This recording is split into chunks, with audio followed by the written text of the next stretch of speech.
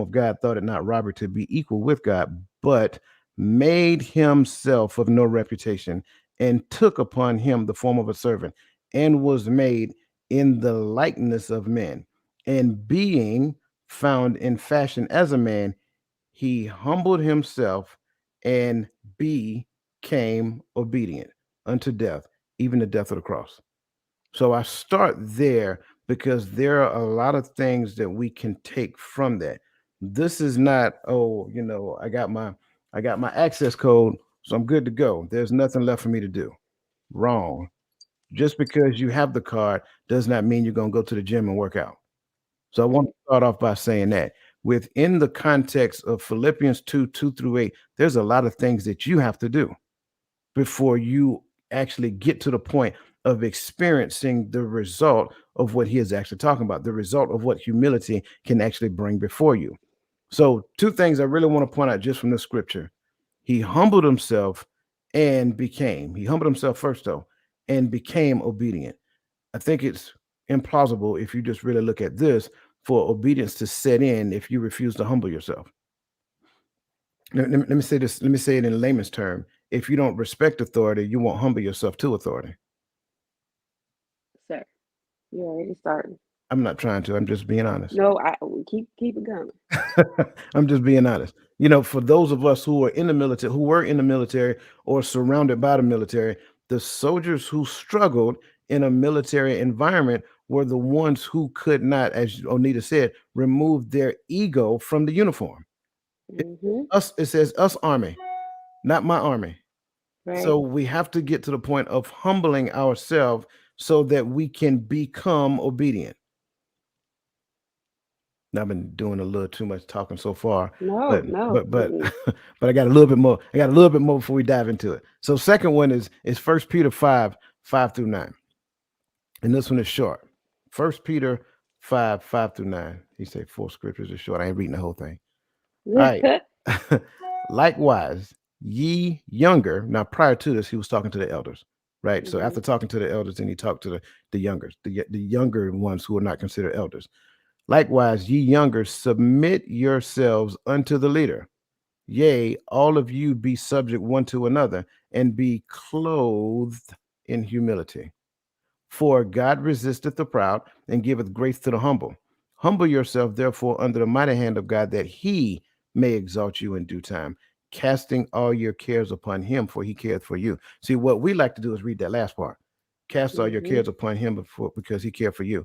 And we forget everything up before. But what you're probably not realizing is that the care that you have, you brought upon yourself because your ego was the one that ushered it to you. All of this is conjunctive. You have to realize that this is a connection. It's not separated. You can't just take cast all your cares upon him, for he cared for you, outside of the context of humble yourselves, therefore, under the mighty hands of God. So I want to start off. That's the mindset I want to start off with as we begin to dive into this conversation. Onita, do you have anything you would like to add before we get started, ma'am? I would also like to add 6 and 7, like you were just saying, where it says, "Humble yourselves under the mighty hand of God, that He may exalt you in due time, casting all your care upon Him, for He cares for you." In a situation where you feel like you want to pop off, but you utilize humility or humbleness instead, that to me is my care. Like, I'm not saying what I really want to say, Lord, in this moment. I'm practicing humility and humbleness. So He sees that. It's not like He don't see it, and He sees that we're practicing humility. So therefore, you don't have to say everything every time. He already saw your sacrifice. That's all I wanted to add right there before we jump in. Absolutely, absolutely. And that kind of lines up with what Mr. Ruddy Walker over there is saying as well.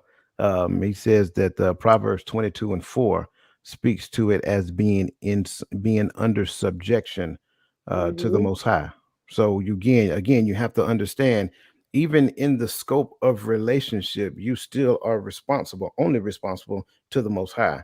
Like being in relationship is a thing, but what Hmm. we do is we try to say that, I have to subject myself to the, no, you subject yourself to the Most High. And what you're going to find is that those things fall in place and they are the recipient of what you're doing to and for him. So I think that's the important part. Yes. Um, yeah. So this person got to okay. I'll get to that in a second. Um, So yeah, absolutely. Thanks, Roland. That ain't mine either. So moving on. So the first point we want to talk about is, I mean, it's probably going to be the only point we talk about all day. To be honest with you, is the impact of humility on a relationship. It actually fosters it fosters better communication. Now, when it comes to fostering better communication, you go ahead and roll a scenario. When it comes to fostering the better communication, humility allows individuals to effectively listen to their partner. You know what? Give me a second. I need to adjust that. Humility allows individuals to effectively listen to their partner's perspective, fostering open and honest communication. It encourages people to admit when they're wrong and to be open to feedback, which can improve dialogue and understanding between partners. So, if you give me 2 seconds, I will correct my error, and I do apologize for that. And okay, go. All right. So the first scenario is, imagine you are in a committed relationship with someone and you've noticed a reoccurring issue. Every time you try to plan a date, there seems to be a disagreement or tension. You feel your partner is not taking your preferences into account and they feel the same about you. The last few date nights have ended in frustration and bickering, dampening what should be enjoyable and a bonding experience. Question for you, ma'am, is how does nope yeah, let's do that one. How does the societal emphasis on individualism and self-promotion affect our ability to practice humility in our relationships? Hmm. I would say because we live in a me society, Mm. that my needs come before yours no matter what. And that's not true. We are to practice humility, compassion towards one another. And I think in this scenario, they haven't been communicating properly. That's why they're bickering. The vision's probably changed from one vision to two, and we talked about that. But in the society, we are told you're an individual. You have to be here. Like it's all about you first, and then you can include everybody else. Versus in a relationship, is there really, you know, I'm not saying there isn't a separation between the two people, but is it all about you? It can't be in a relationship, not in a committed relationship, and hopefully, prayerfully, that commitment. Who's in the center? The Lord. So I would say society pushes individualism because it's a me society. Everybody wants what they want and they want it right now. Like the commercial, I want my money and I want it now. It's like, no, I want it. I don't care about what you want. But you can't do that in relationships. What was that one? What is that? 177 cash now? That's what it is. That's the commercial you quoting. Something like that. Yeah, you know the commercial I'm talking about. I love it. I love it. I agree with you wholeheartedly. I believe, and we've talked about this before, right? I believe Hmm. for as far as you can remember, there has been micro messagings in society that promotes all about you. Me, and me. What about me? What do I get from this equation? All of this other stuff. What's going on, brother Antoine? Good to see you, man. Um, that's kind of like my initial perspective because it creates a mindset that is conditioned to fight for you in the midst of a space to where it's you're not the most important person in the situation. I think that's something that we all struggle with until we recognize differently. I keep saying this that sure there is some indoctrination that exists, there is some improper programming that exists here. Your responsibility is to rewrite the code to the programming that falls in line with the instructions that were given to you by the Most High and not the instructions that were given to you by society, right? So Mm. when you go back and look at these things and pay close attention to it, because a lot of these things help us to fight against relationship. So especially when I take something that belongs to Him and put the word self in front of it, I'm teaching you to fight against what He is telling you to do. Case in point, self love, right? Mm, I don't care how much you research that book right there. You ain't gonna find nothing in there that says anything about self love. You're gonna find love in there, but not self, right? So every time you pay attention and buy into those micro messagings that exist that wants you to elevate yourself over other people, then you are setting the conditions for you to destroy any and every relationship for you to come in contact with, simply because the relationship isn't the most important thing to you. How I feel about relationship is. Therefore, if Onita, and I'm just using it for an example, if Onita does something to me, and even though the thing that she does to me, she think is the right thing, if it's not done the way I want it done, then I got a problem with it. When mm-hmm. the other side of that equation say, you know what, I just appreciate what you did. Why can't I just appreciate what she did? Because now what I'm realizing that she thought enough of my rusty behind to even do something nice for me. That's the other side of it. And so that's the place I want to go with it, because we have to withdraw. And I got it. It feels good. I know it, because it all serves this thing right here. And if it Right. serves this thing right here, I want people to understand, just because it feels good doesn't mean that it is good. And then on the other side, it works as well. Just because it doesn't feel good, again, does not mean that it's not good. You got to realize some of the Mm-hmm. most important things that's going to happen in your life don't feel good, but it is good for you. It is good that I've been afflicted, that I may learn thy statutes and thy ways. So you need to understand that some of the things that you're doing, you're searching and striving for the feel good. Give me all the feels. No, that's not how it's supposed to be, right? Because if it's just all about you, then where's the space for the other person to exist in this thing you're calling relationship? So Mm-hmm. I think that's kind of like where I want to start off with. Let's kind of jump on the next question. I've seen the comments. Keep the comments coming. We're going to get to it. So the next question is, how can we strike a balance between maintaining humility and asserting our needs or boundaries in a relationship? Because I knew somebody was going to ask it anyway, so I asked it for you. And I'm gonna add some more to what I already said. Compassion, that's the bridge to balance it out to Mm, me and my because if I don't have compassion towards you when you're going through something, I'm not sure, I don't care. It's still all about me. It's ego, it's pride, it's selfishness. But if I have compassion towards you, I can sit and I can listen. I can offer you some support. Also, like you said, you were talking about being right. You don't having to be right all the time. That to me is prideful mm, because it's all about, ooh, yeah, I'm trying to one up you all the time. And sometimes practicing being quiet can have a much bigger effect. So when you're in these relationships and you know what you know, but is it the right time to say that? mm, Instead, take it to God. I'm telling you from experience, it's been plenty of times I know I'm right, but I might be wrong in the moment or wrong in my tone. mm, So I'm praying inwardly, Lord, okay, I want to say something. I know that's not right. However, I'm going to let you, because I'm humbling myself and I'm casting right then, like literally, this is bothering me.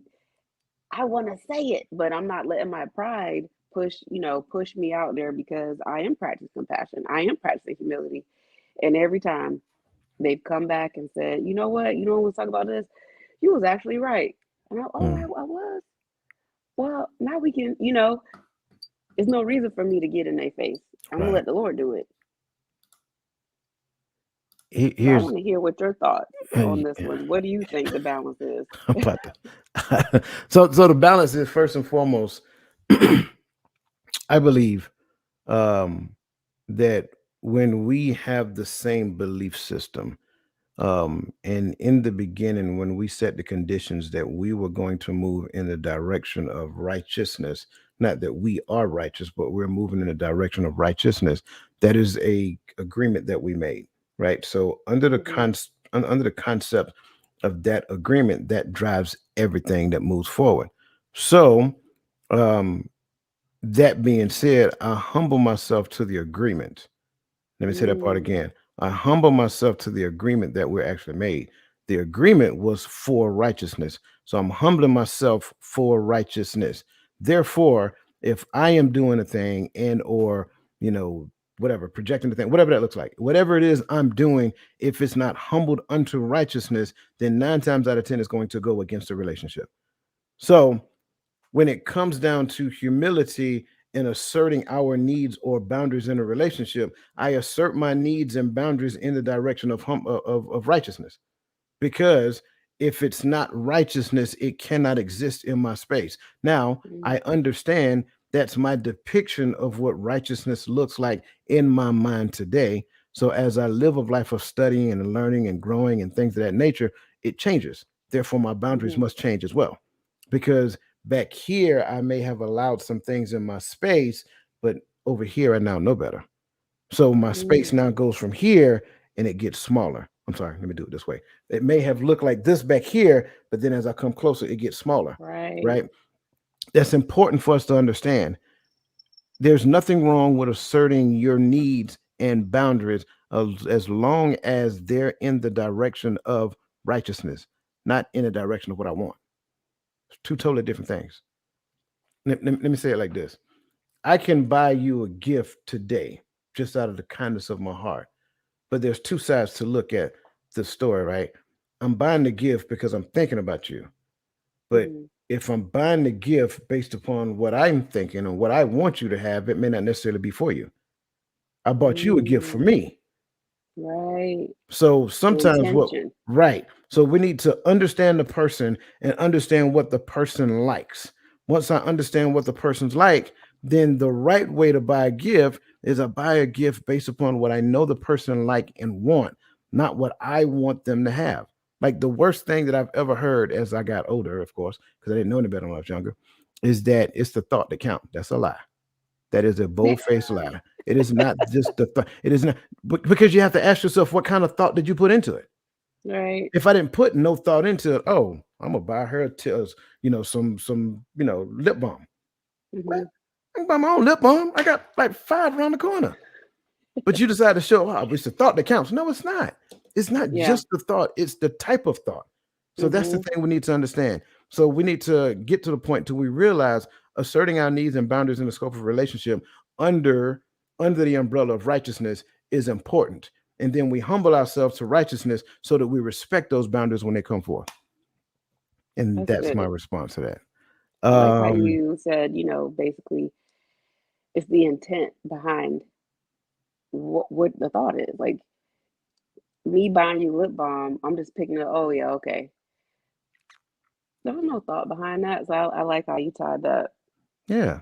Because let's be honest, if I didn't, made you mad and, because I know I made you mad, I decided to buy you some flowers.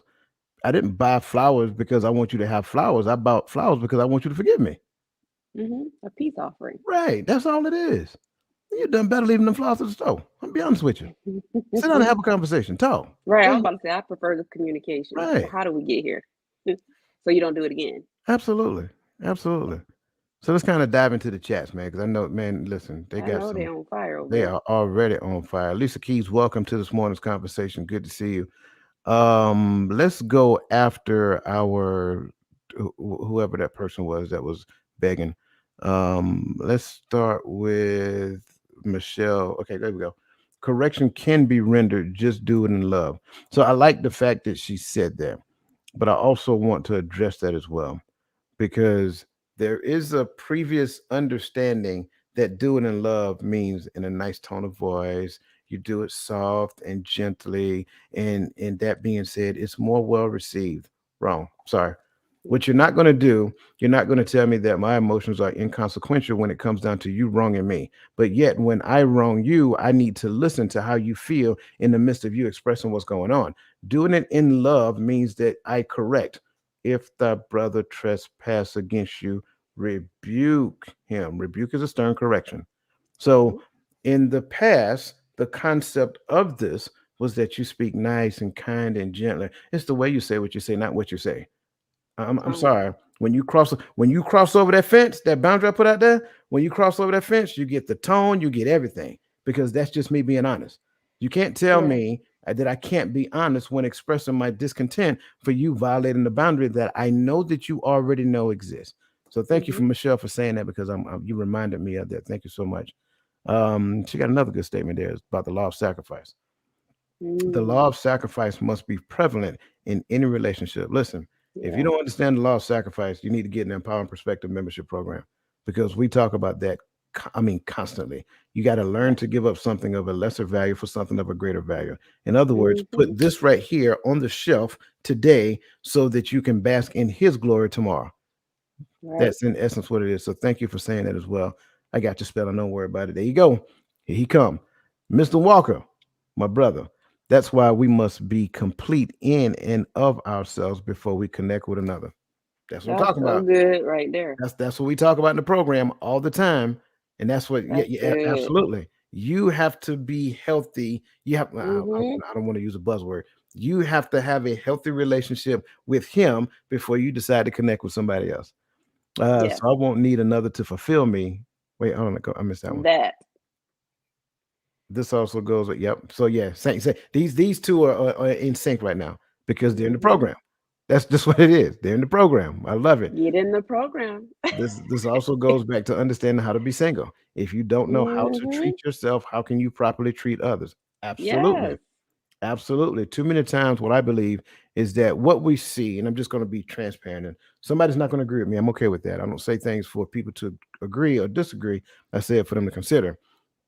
I believe a lot of times what you see is a lot of people exist in what I tend to call a trauma bond, right? They have Mhm. not done the work on themselves, and then they find another person to stroke the insecurities that they have. So stroke my ego in the area of my insecurities, and I'm gonna constantly ask you questions so you can feed my securities, right, or feed my insecurity, and then we're gonna do it on the other side, and then we're gonna fight, bicker, moan, complain, and all that stuff in between, and then we're gonna learn coping mechanisms within those spaces. So whatever I do to disappoint you, oh well, he's just that's just how he is. No, no, Mm-mm. no. Well, that's just I don't address everything. I don't care enough about that. I only address the big things. No, no. These are Mm-mm. what we call trauma bonds, right? So you have some trauma within your life, and it brings you guys together because you found a way to help each other in that particular trauma. But then you have not addressed anything else, and so you have several coping mechanisms to deal with one another, but then we lie to one another and say, oh, well, the duration of marriage is the thing that we should strive for. So listen to those people who've been married for 40 and 50 years. Go stand in their house like a fly on a wall and watch. Okay. Watch how they behave. Don't be so excited about what you see out in public. Look at them at Right. home. Go spend some time That's with them, an extended period of time at that. I bet you might be surprised. not just the highlight reels. Not just the highlight reels. Okay. Cassandra said it seems that there's a lack of communication between them. More importantly, a breakdown of communication. It seems that they are in Mhm. a relationship where they are talking at each other. I agree. Yep. Absolutely. And that's where the humility piece comes in there, right? You have to humble yourself enough to listen to what the other person is saying, not listen for something you can comment on. Right. Huge piece that we make a mistake at. Most people listen to comment, not listen to understand, right? Listen to what your partner is saying at the level of emotion that they're expressing it. And then Mhm. if you don't understand the emotion, ask questions about the statement so that you can get a better understanding of what it is they're trying to say. And sometimes we get so emotionally engulfed that we can't even articulate what we really want to say. And so Ooh. in that case, see, You in my notes over here. So I'm gonna let you keep going. my bad. I'm sorry. Um, and if by all means, you don't have to let me comment on it. You can comment as well. No, no, Um, no, because I mean, go ahead. each individual is not considering the other person or the relationship as a whole. They may need to reevaluate their reasons for being in that situationship. I agree Mhm. wholeheartedly. Nothing else to add. Absolutely. Mm-mm. Let's see. Societal pictures depict a woman being in front and the man being placed behind her, or he isn't relevant. Ooh. Okay, Michelle, you starting fires. She is. That's why I'm not. Because you know me. Y'all know me. Listen. Oh man. Uh-huh. Y'all know me. I'm at the ready. But let me move on. Uh-huh. Instead of saying, oh, okay, I'm sorry. The lack of humility shows that we think we're absolutely, absolutely true statement. I love that. Um, Instead of saying, "Well, what about me?" If you are putting others first, will you be taking care of? If you are putting others first, you will be taken care of. Okay, gotcha. So Mm-hmm. what she is saying is if you are putting others first, you don't have to worry about the what about Right. me because me will be taken care of in the context of the entire whole, in the whole of the situation, in the whole of relationships. Let Right. relationship take care of what about me, and you worry about taking care of the other person. So I love it. Uncle Junior told me to buy her a vacuum. I'm with you. I'm with you. Bought you a vacuum because I want you to clean this house. So that's that's that's what he's talking about. I love it. I love it. I love it. We I must got a power tool set for you. see. Don't There you worry. go. I'm just But you know what fooling. though? I'm not trying to be funny. We might I like got my that. own. You right, but Yeah, I, we I got might my like own that. power tool set over there. There you go.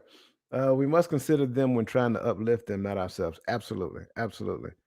I It think just we're. feels much better It does. when we're doing this for other people.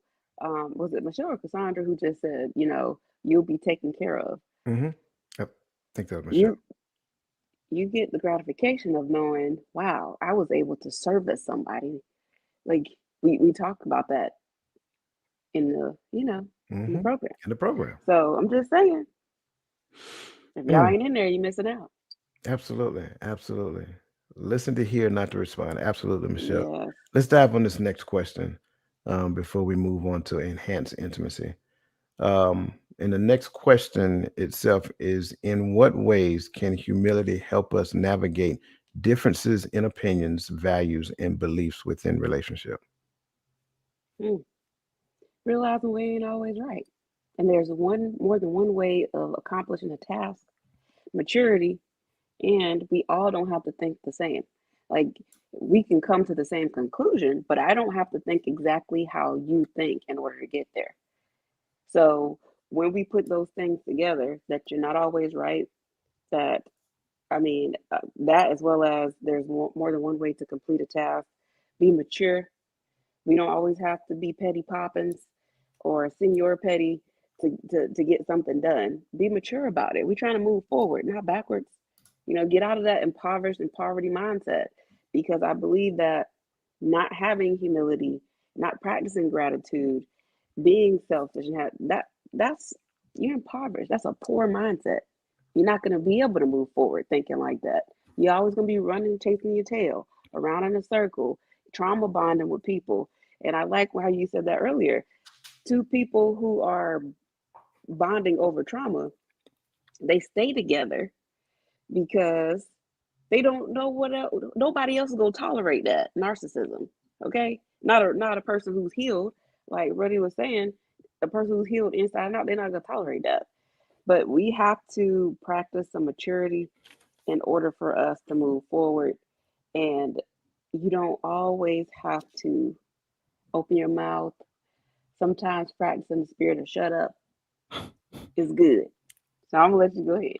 I'm so glad you said that and not me. I'm just saying. listen, listen, let me tell you something. Chastisement sounds so much better coming from over there than it does from the seat. I, Probably because of your tone. you can see, here we go. I always got to be about my tone. Why my tone? You know what I'm saying? Listen, I agree with you. I think you're spot on, right? I think a lot of times what we need to understand is that the term humility and arrogance don't fit in the same room. So humility is void of arrogance. I want to make sure I'm saying that. Humility is the void of arrogance. Therefore, humility mandates that I don't believe I have the right answer. Humility can say I have a portion of the right answer, which requires me to listen to what Onita has to say, right? So if Onita has an opinion about something, then I must listen, not listen to prove her wrong, which is what arrogance says to do, but listen to hear what she is saying, how much of what she is saying is right. Mhm. And also, I might be wrong as well. So I need to be open to that. Like maybe my perspective is in the wrong from the wrong angle. Maybe the concept is right, but I'm viewing it from the wrong angle. Mhm. So maybe I need to slide over here where Anita's telling me to look. That's what humility says. So when I take on pure humility and realize that humility is the gateway, and I'll talk about that later, that humility is the gateway, then I can recognize that, well, Anita's opinion is valid. Like, she has a valid opinion, regardless of right or wrong and different. I always like to say, and I've been saying it for quite some time, there is no absolute in man. So Mm-hmm. I'm not absolutely right, you're not absolutely wrong, and vice versa. So even in your wrongness, there's some rightness. I Yeah. just need to be open to hearing the entirety of what you were saying, right? And so I think that helps us to change the idea.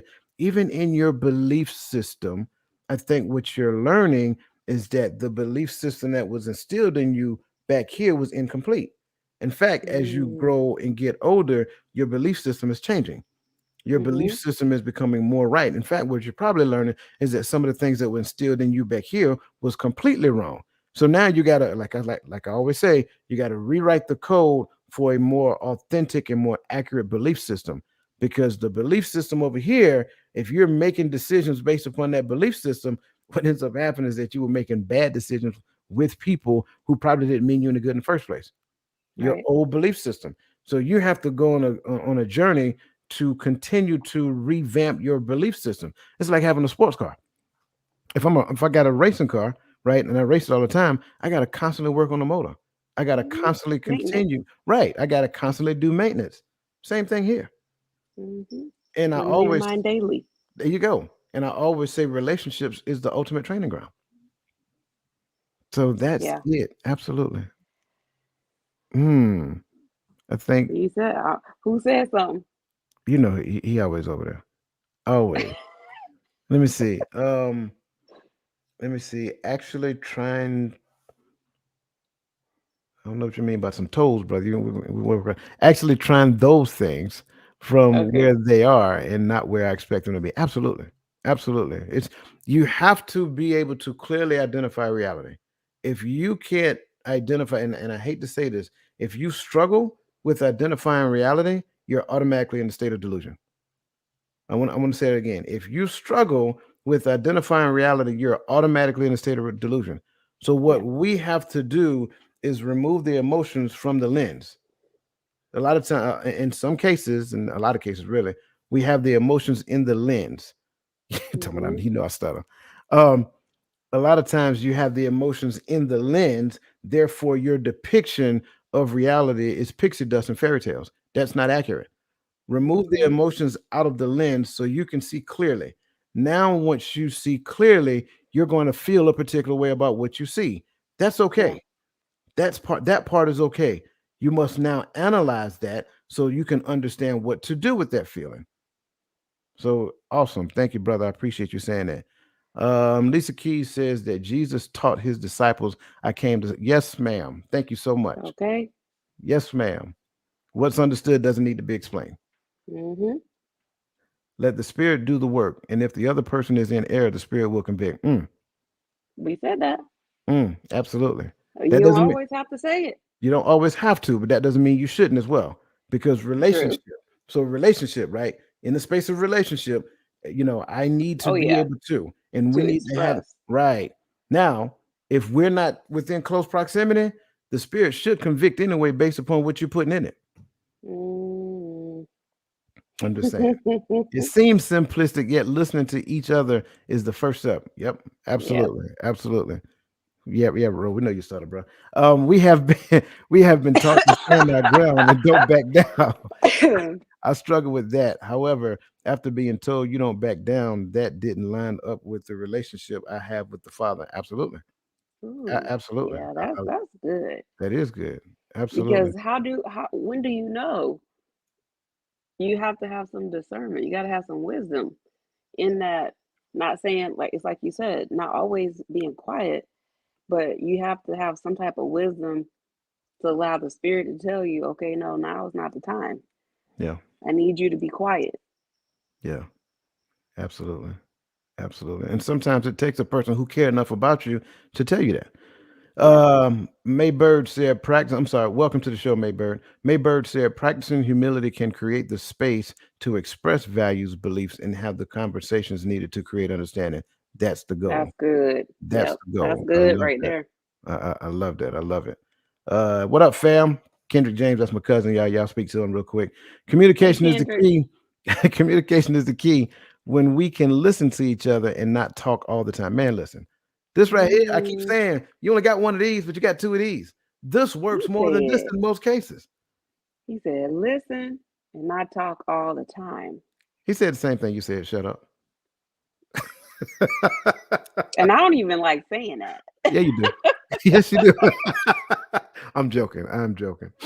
I love it. I love it. I love it. I think he's put trying to see was trying to, I think that was making up for something he said previously. Or maybe I misunderstood it. Okay. Great so far. I love it. We are progressing along, but time is not waiting on us. So let's move on to the next point, which is enhances intimacy. Now, again, I got to say this just in case it's your first time with us. When we talk intimacy, we're not talking about physical contact. We're talking about a deeper, richer, and fuller relationship, like what relationship is supposed to be, not the superficial relationship that we see. Okay. Mm-hmm. Um, Humility encourages vulnerability, kind of like what Maybird mentioned earlier, right? Humility encourages vulnerability, which is essential to emotional intimacy. By admitting faults and sharing fears, partners can deepen their emotional connection and understanding of each other. So, the scenario for this one is imagine you're in a long-term relationship with your partner and you've been feeling distance growing between you. You both have busy lives and it seems like you're just going through the motions without truly connecting on a deeper level. You miss the closeness and emotional intimacy you once shared. That said, the question here is how can embracing humility help individuals to become more open and vulnerable with their partners? And why is this important for cultivating deeper emotional intimacy? Mm-hmm. There's some key points in there. It says you both have busy lives. You got to set time aside to actually garner, a good relationship for one. So time, but I'm just gonna say what I wrote. Hmm. You have to realize it takes 100% of the effort from both people, not 50-50. There is no 50-50 in relationships because Mm, if there was, that means I have 50% of me that I can use to do whatever else I want to do. No, it's 100%. So I cannot stand when people say, a relationship is 50-50. Oh, it is. So 50% of you is somewhere else. You get to do whatever you want with the 50%. What 50% of it? Is it 50% of your mind, 50% of your heart, 50 what? No. mm, 100% because I am whole. You are whole. 50% of me is not whole. 50% of them is not whole. 100% effort from both sides. And then valuing the needs of each other and the needs and requirements for the relationship to flourish and to continue to flourish. And I'm going to stop there because I want to hear what you have to say. mm. I'm listening to what you're saying, and I got to start where you were as well. I think intentionality is important, right? Mm-hmm. I believe a lot of times we can become intentional about the thing that we're hyper focused on, and just believe that the other stuff is just supposed to happen. No, that's not what it is. Mm-hmm. We can be hyper focused on the title, but just believe the title brings everything else with it. Wrong. That is wrong. So Right. first and foremost, there's a big difference between quality and quantity. A lot of times, the title people believe it brings quantity. It does not. Mm-hmm. Nor should it. Let me say it again. It does not, nor should it. I had a life before I met you. Yep. Let me say that part again. I had a life before I met you. Including you in my life means that I am now intentional about sharing a part of my life with you. That part is the part that I'm sharing with you in an attempt to learn who you are, to develop relationship, right? Not because I'm looking to sacrifice everything that I was doing prior to meeting you for the sake of spending quantity time with you. Again, we got to focus our attention on importance, right? Quality over quantity. If your goal is quantity, I also believe that you may be struggling with the concept of freedom versus bondage. Let me say this again. The concept of freedom versus bondage. I think a lot of times people believe being free means complete liberation, and that's not reality. To be free means that you're bounded to something else. To be free means that you're bounded to something else. At one Mhm. point in time, you was in bondage to to sin, but because of Christ, He freed you from the chains of sin. But now you're bonded to Him. So freedom moves you from the bonds of the oppressor, so that you can be more expressive through your Creator. So what you cannot be is a person's earthly oppressor. Right. I say that because a lot of times the concept of quantity is oppressive. I can't do anything because if I don't have time today, you and your feelings. Mhm. Sad face. Lips stuck out, Yeah, we'll pouting. talk. We'll talk when I get back, but we ain't finna talk about it right now because I need to give you time to sit with your feelings. That's not my Yeah. responsibility. How you feel about what I'm getting ready to do is not my responsibility, especially Mhm. being that you knew that this is what I do. Mhm. So we'll talk later. I'll be back. Right. Um, and I think that's the key. I think you were laughing at me. I think that's the You over key. here in my business, and I don't like it. But go ahead. My bad. I'm sorry. I'm sorry. So again, three things: intentionality, quality over quantity, and understand what it literally means to be liberated. Liberated does not mean complete freedom. And I think a lot of times we move with the idea or notion that we are completely free. Sure, I got what the scripture says: whomever the son set free, he is free indeed. But free Right. indeed is a compound word. It's two words joined together. Indeed, you're free indeed. Your deeds should Mhm. not be the one that restrict you. Your mindset Right. should be the thing that drives your deed. So it's not what happens afterwards, it's what happens before. Mhm. We'll talk about that later. All right. um, yeah, let me see what they're talking about over here. Is needing constant reassurance the same as a person needing someone to feed their insecurities or ego? Onita, I'm going to let you start on that one. Mm. I think in the okay, if you are just starting out, in the healing journey, and you feel, am I doing this right? You have a mentor or a spiritual guy, or feel, someone that you look up to. I don't think that that is feeding your ego. I think it's it's encouragement. Keep going. You're moving forward. Don't stop, because even the Holy Spirit, at times, He will reassure us by confirming what He's already promised us. That's not our ego. That's Him confirming what He said, because we may be afraid. Are we doing this right? Am I going the right way? But when you have someone, and I don't want to put anybody's business out there, so I'm trying to, you know, be very, very select in my words, because at times it is good for someone to reassure you that you're on the right track. Keep going. And other times you can sense when somebody is just trying to get, they trying to get wound up, or it's their ego, because you see how they act around other people. You see how they move around other people. You will know them by their fruit. So if there's somebody out here that you see is like, oh man, here they come. They always want me to tell them this, versus there is someone who's on a healing journey that they just need a push today, or they asking questions. Am I doing this right? Am I hearing this right? Am I interpreting the word correctly? No, that's not feeding your ego. You are learning. You are in transition. There was some sifting for you to shift. So there's two sides to that. That's just my take on it. What about you? So I do love your take, by the way, because I think in the scope of your perspective, I think that's a great understanding when you're in the right environment, when you have people who love and care about you and trying to help you grow and develop.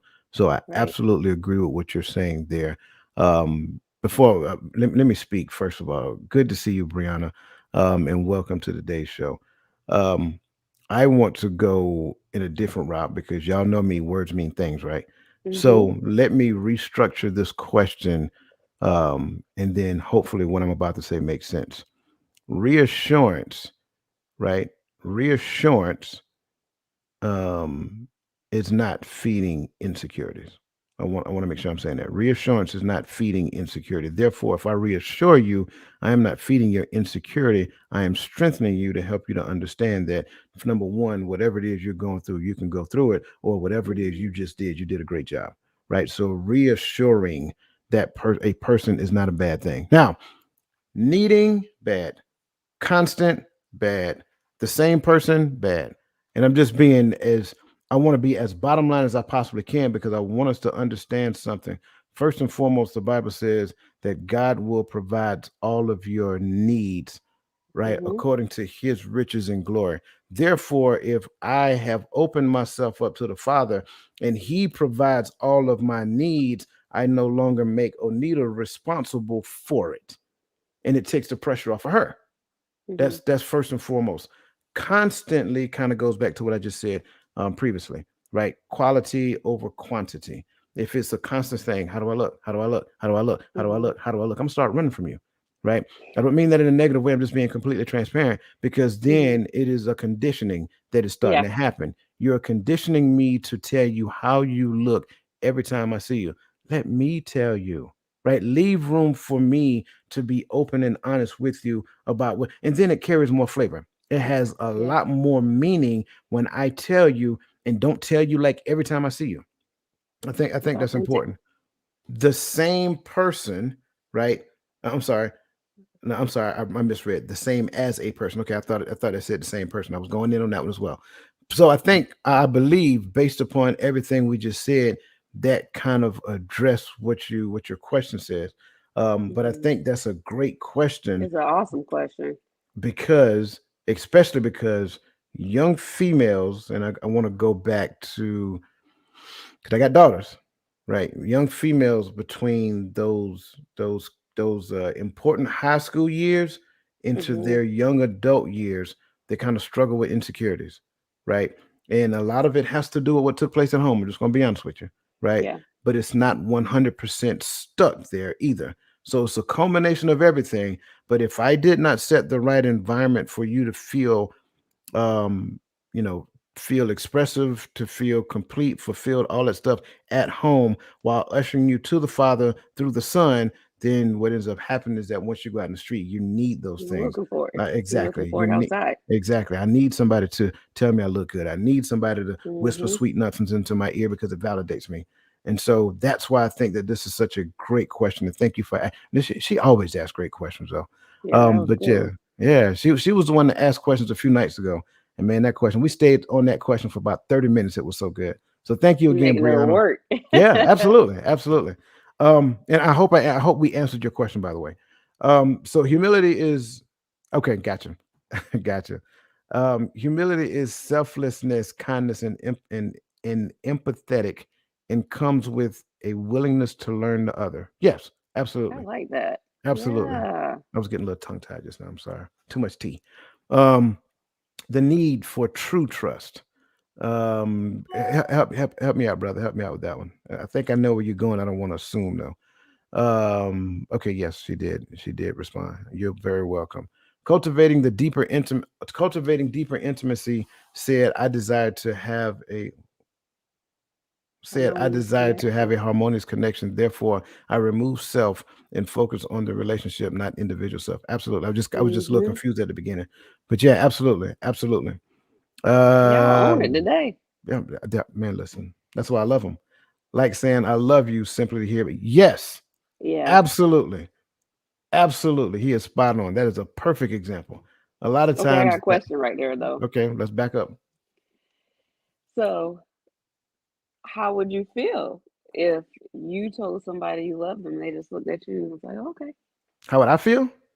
yeah. I, And Mr. Ruddy, anybody in the chat, like, how does that, you well, know? I can go and tell you my answer right now. And you got to think long about it. I told you I love you because I wanted you to know it, not because I wanted you to respond. See, but we have been conditioned that I love you requires a response. I love you too. And if they don't say it back, then we got a problem. Why don't you wait. So that's why I asked the question because he said simply to hear it back because Hmm. we've been conditioned. If I told you I love you, I heard you. Hold up now. Yeah. You ready to tussle? Oh, okay. Hold on. Let me take these out. But I that's me right there. I'm not even gonna lie to y'all. It's not that I'm saying it to hear it back, but But you have an expectation to hear it back. I do have an expectation. Yeah, see, you and I were butt heads. I'm sorry. Yeah. But y'all, at least I'm being honest. I ain't Right, right. sitting there saying, well, if I tell you I love you and I don't hear it back, then I'm gonna be all right. No, I'm probably gonna be having an attitude with you the whole day. And I want to make sure I'm completely transparent. I'm not saying it's a bad thing to respond back, but this is what I also know from the other side, that men have anxiety. Then y'all Hmm. don't even y'all know nothing about it.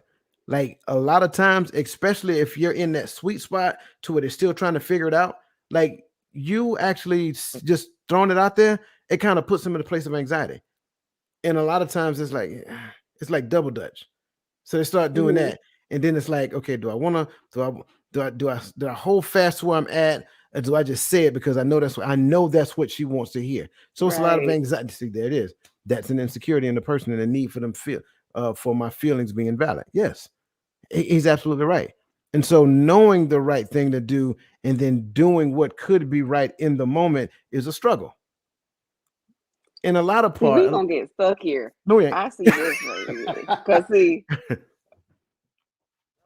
I'm gonna let this rest for now. No, no, no, we're good. But Cause we got stuff to talk about. here's another thing to consider. That goes back to the quality versus quantity thing. And what happens is we get conditioned. Hey, I gotta go. I'll call you back. I love you. Okay, then. You know what I'm saying? So it's just I'm we. calling you right back. It does. It happens so Go ahead, what? frequently. It happens so frequently that it loses its flavor. It's Yeah. just like saying, "Hey, how you doing?" That's what happens when all you do is say it. Just say it. Just say it. Just say it. Just say it. I get it. I understand. But like you said, the conditioning that if they say it, they must mean it. No, that's not a true statement because it has gotten to the point that they realize that simply because you want them to say it, they're going to say it, and they never meant it. They just said it because it's what they know you want to hear. Therefore, and I Right. hate to say Rosanna it. just said that. She said, "Do you want them to mean it or just?" No, I want them to mean it. But I believe in word power, the power of words. So if you said it, like you said, that don't mean it doesn't. Yeah. Hmm. It just only took me some time to get out of my feelings and be okay with me. Just say, I'm working on it, Michelle. Pray for my strength. But that, did y'all see the conviction in her face though? But this is but listen, that's what make this humility thing so important. Because when I remove the humility from that conversation, now we're doing it based upon what? Me. It has nothing to do with you. It's me now. I'm told you I need you to tell me. You see what I'm saying? But when we bring humility back to the conversation, I can tell it to you and have no expectation of anything in return. If you respond, great. If you don't respond, great. I'm good either way. That means I meant it. Lately, Huh? I can say over the last 6 months to a year, I have said it quite often and I didn't care because I literally, it was more, listen, it doesn't matter what's going on. I want you to know I love you. I was, and that was it. It wasn't oh, I wonder if they're going to tell me this back. So Hmm. I'm still working on it, y'all. Pray for me. That I pain pray for face though. y'all. That pain face though. I love it. What I need is trust, not words. Men don't really Mm, speak to feelings because we put in the work that shows it. okay, sir, drop the mic then. I'm just saying. You asked Drop for the it though. mic. You told him that you wanted him to respond. Fine then. Y'all gonna be all up in my face yelling. No, I'm just playing. Oh my goodness, no. Michelle said also love is an action word. So showing that person holds more value than saying it all the time. The older generation loves to say I love you when they get off the phone. Yeah, I agree. I trust everyone to be who they show me they are. Absolutely. Absolutely. Good to see you, Angel Face, and welcome to today's conversation. Love is an Hey, action word. There you go. yes, it There you is. go. You guys are That's my awesome. sister. Hey, What's sis. up, sis? Family day. I just want you to understand it's family day. All us family. Uh-huh. That's what we're talking about. All of us are family. Okay. Moving on to the next point, which is one of my favorite. Just so that you guys know, Friday we're going to be talking about conflict resolution though. Mm, So the next point is what we call conflict resolution, which I think for me is probably one of the most important ones. So, humility can lead to more effective conflict resolution. Humble individuals are more likely to compromise and find solutions that work for both partners rather than focusing solely on their own needs or wants. So, the scenario here, imagine you and your roommate have been clashing over household chores. This roommate could be your significant other, by the way. All right. You feel that you're always the one taking out the trash, doing the dishes, and cleaning the common areas. And while your roommate seems to be neglecting these tasks, you're frustrated and have confronted your roommate about it several times. But these confrontations usually escalate into arguments without any resolution. That said, my question to you is how would practicing humility contribute to de-escalating the situation and fostering constructive dialogue? And this is where I was saying you were in my notes earlier My because bad. um me personally, when I take my emotions out of it before I even get started, I'm able to articulate properly in the conversation. So that way, and I'm able to think clearly too because I'm not so riled up. I don't know what's going on with this person, but I don't want to go into this conversation already accusatory Mm. or blaming them because I don't know what they got going on. But I know that we have an issue here and there's been a lack of communication or a breakdown of responsibility. So, how can we get back on track? But I also know not to go into it emotionally driven or charged. I have to calm down because after a while, you may get frustrated. You are frustrated. It says you're frustrated. So, frustration, that's just breeding ground for anger, for fighting, for saying things that you don't mean in the moment because you were heated and you allowed yourself to be taken there. And I don't believe in the saying people say, you made me mad. No, I can't make you do nothing. I can't make you nothing. You have control over yourself. So you allowed yourself to be mad. You allowed yourself to react.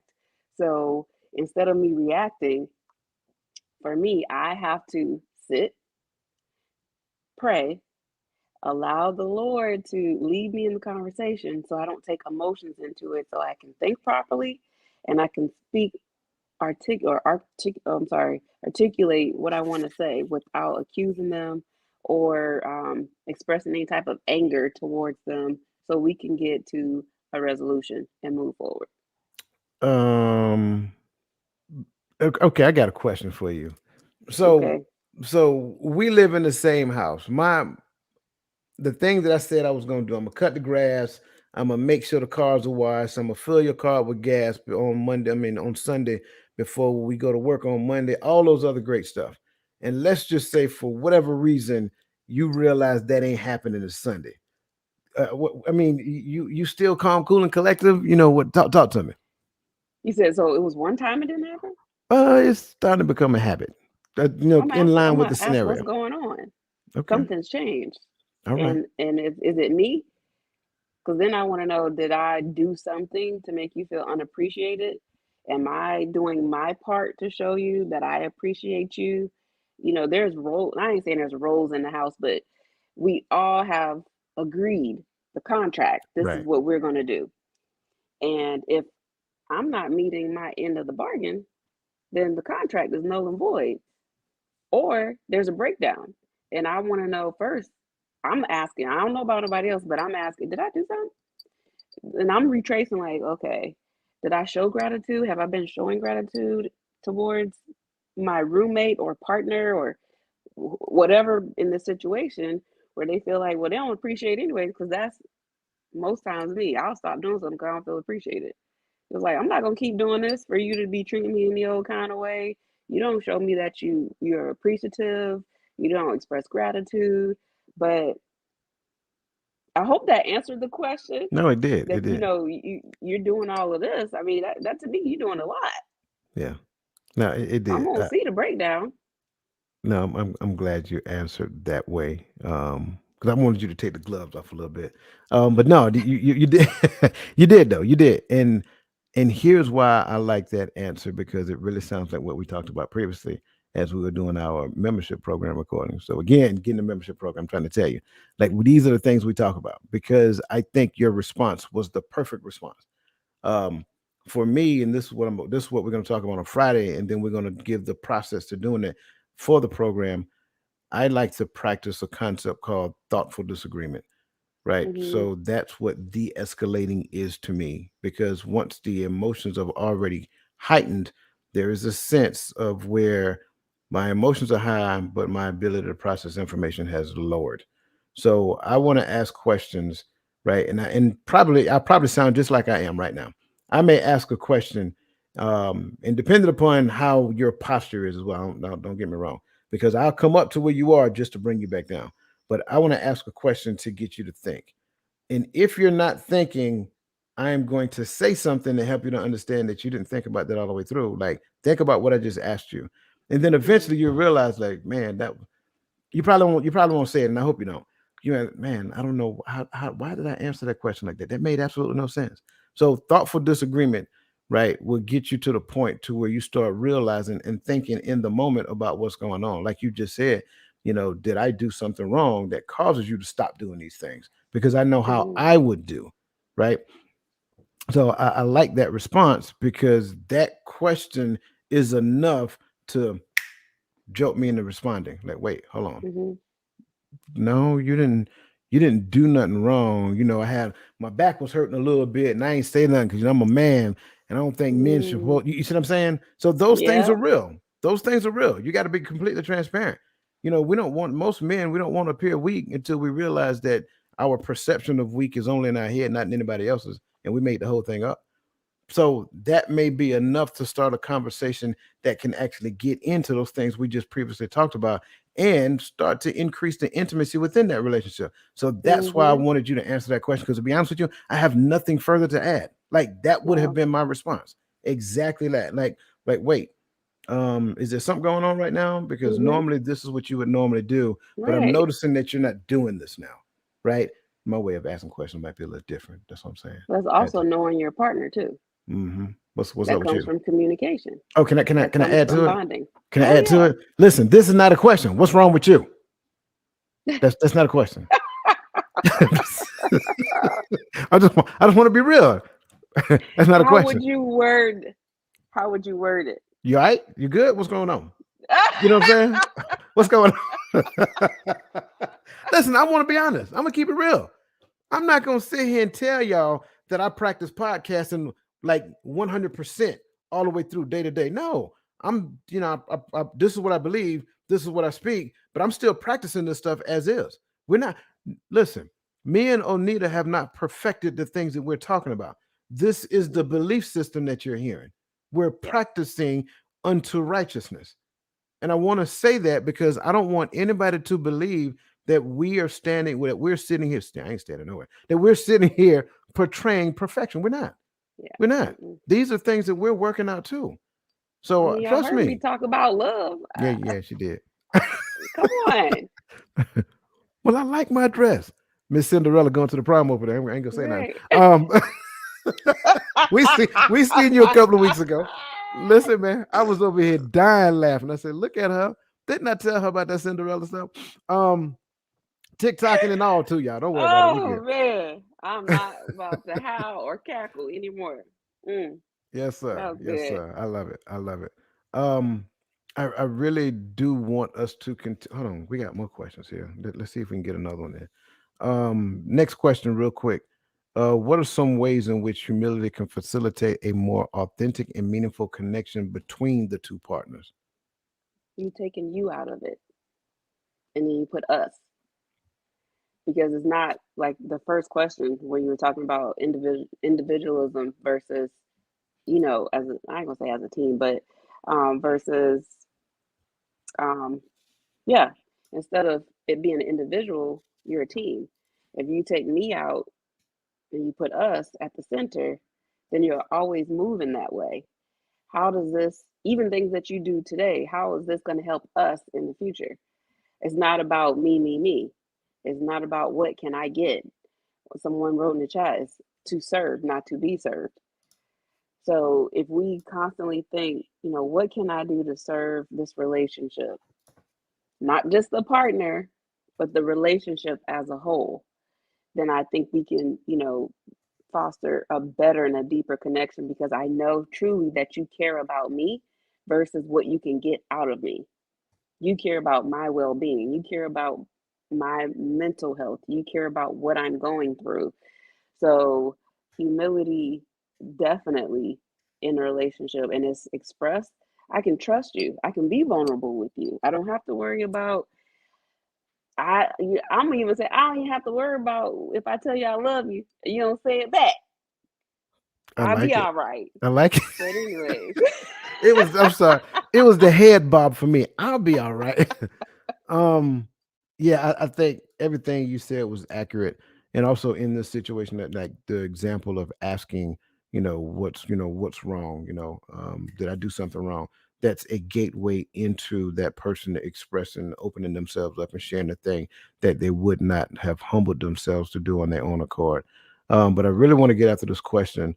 Michelle, I think this is a good question, but I want to make sure that we address it in its entirety.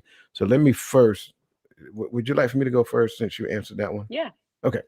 Um, I want to start off by saying yes and no.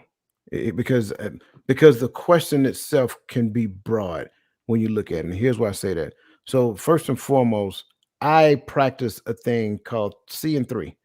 Right. So I have to see a thing more than one time for me to realize that it is a habit.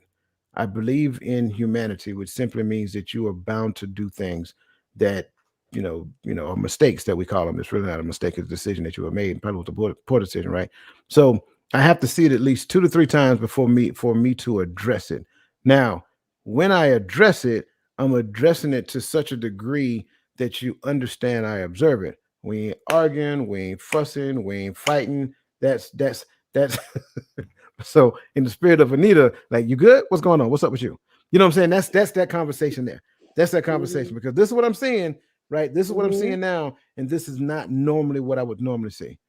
So Right. for me, I would say yes because I don't believe that I need to address everything you do, but I Right. will address the things that I believe have become habitual because those habits create an outcome. And so I'm bringing it to your attention because my concern is the outcome that you're about to create, not so much as the habit that has been formed. That's number one. Now, the other side of it is that if we're in an argument, right, heated discussion, right, we have escalated to the point of disagreement, and you are bringing something to my attention that I have done to offended you, and I reach back into the hands of time and pull your transgression off the shelf and say, hey, you did this. Now what? Mhm. So that is completely no, wrong on all accords. I don't care how you sugarcoat it. I don't care how much syrup you pour on it. It ain't gonna be pancakes. Y'all understand the first part? I can't say it online. So no matter how much Yeah. syrup you pour on it, there'll never be pancakes. So that is completely wrong.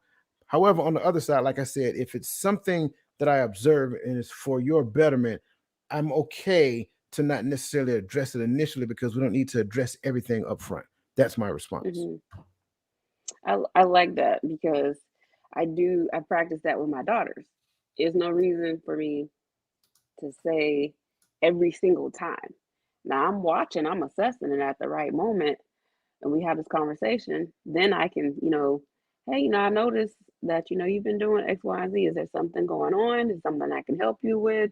How can we get you back on track versus tit for tat? Oh, because you said something about me. Now I'm about to reach back and tell you everything. So there's the intent behind it. Again, the heart posture.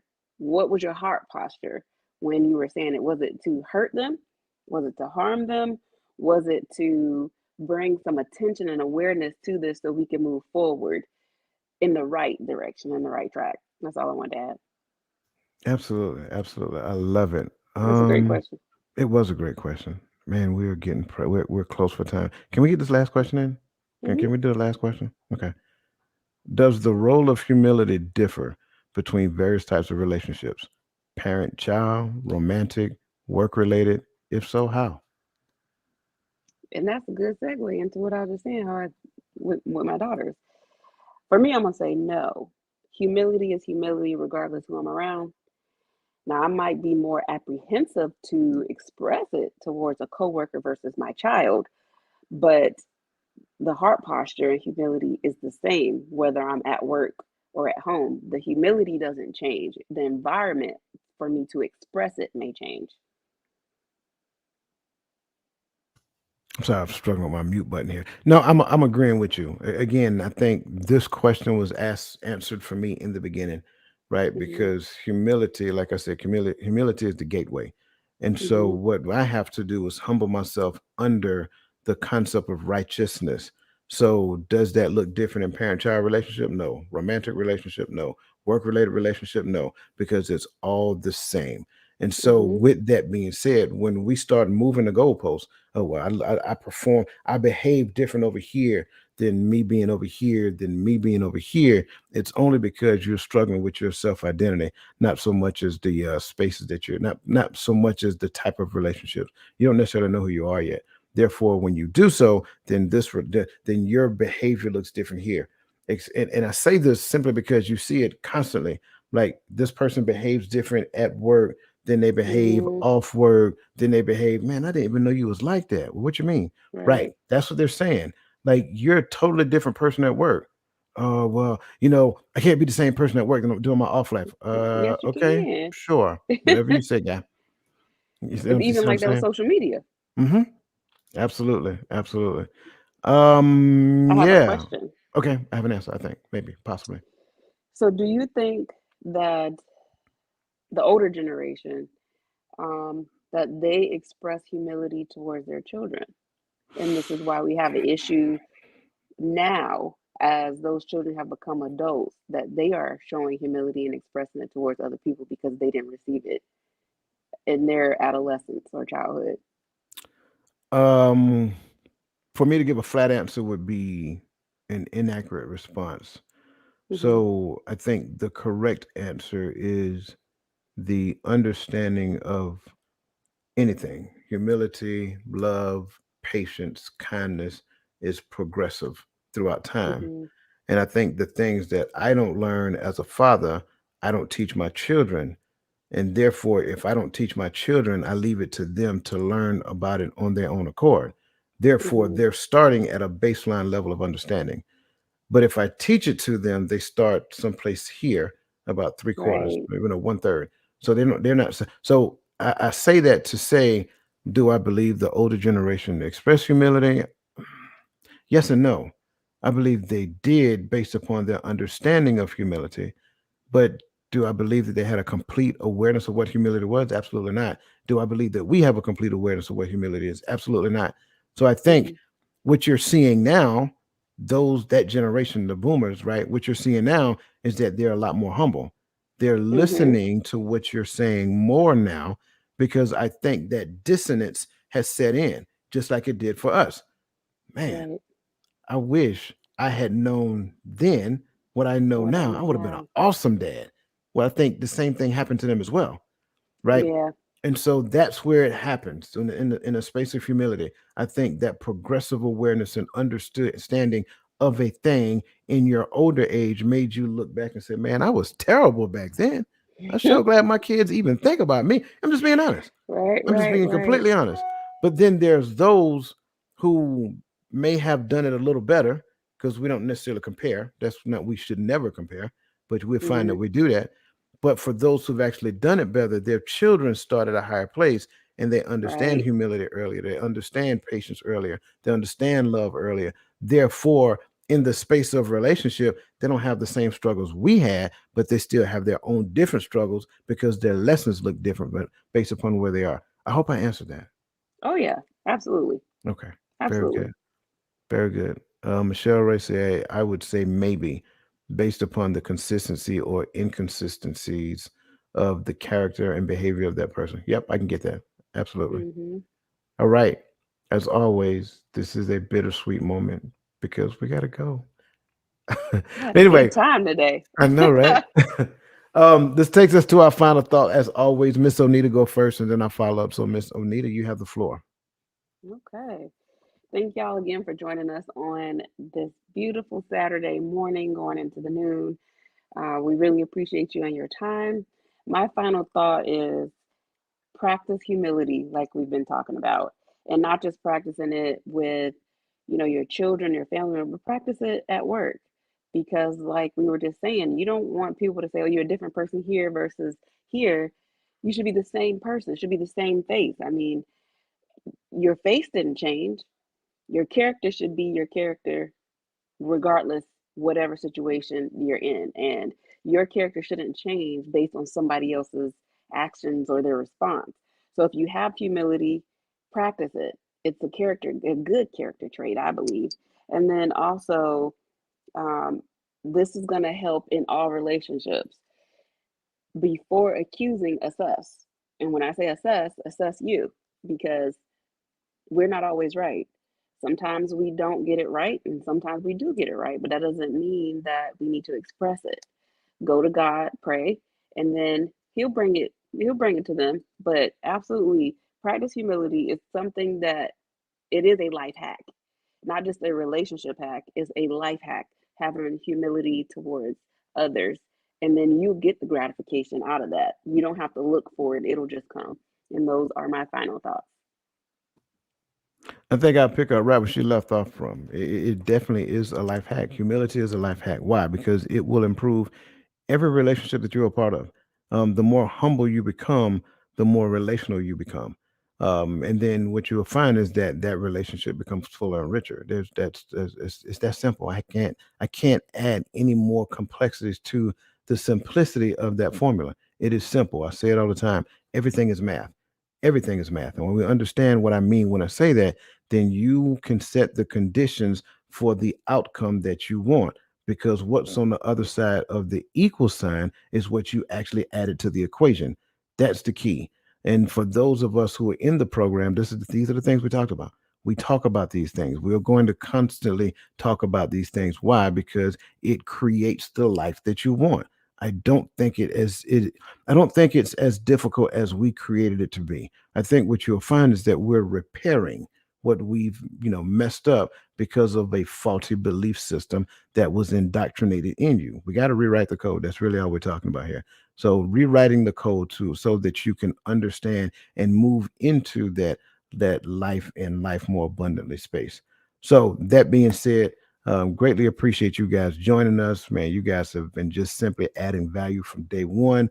By all means, you're definitely welcome back. And if you did not participate in the chat, that's okay. We appreciate you joining us as well. Just know that you have an open invitation to come back anytime you want to and participate in our chats. And as you can see, we value your opinions and we will always answer your questions. So that being said, have a great rest of your day and a more fantastic weekend. And we will see you again on Reframing the Image of Relationships. Take me back to a place where I felt at home. Take me back to a day when we weren't alone. Take me back to an age when the world felt small.